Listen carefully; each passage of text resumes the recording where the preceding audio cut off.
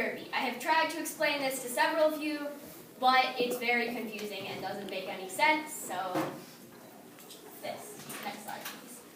Okay, so these are some of the strategy and basic rules. So the players are the jammer, who's the one who scores the points.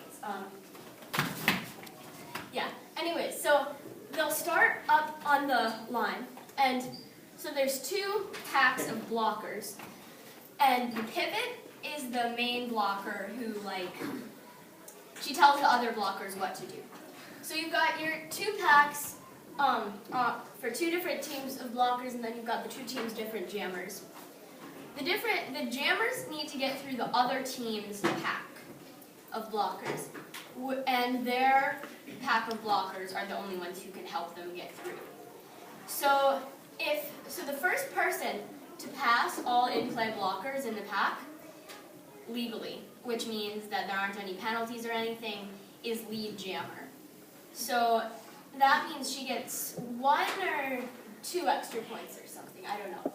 But then, she'll need to go around the pack again, and then she's eligible to score points. So once she gets through the pack a second time, she scores 1 point for each blocker she passes.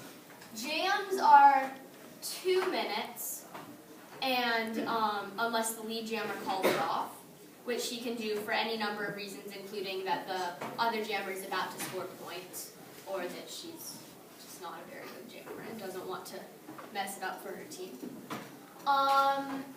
And once she can score any number of points per jam, like in 2 minutes. There's no limit to how. Next slide, please. Okay, so as well as skating, there are penalties. Derby isn't like it was in the 80s with staged fights and full-out punching. It's a sport with you aren't allowed to elbow people, which kind of sucks because if you could, it would be a lot easier.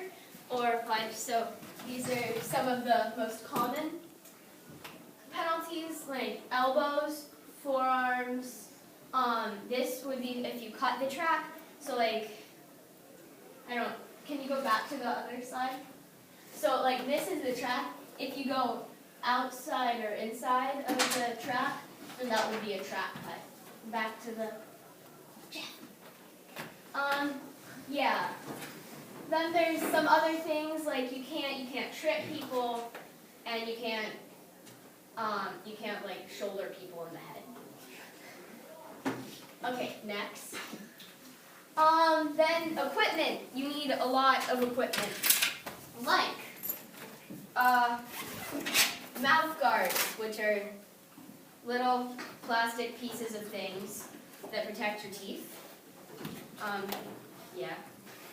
Then, obviously, skates,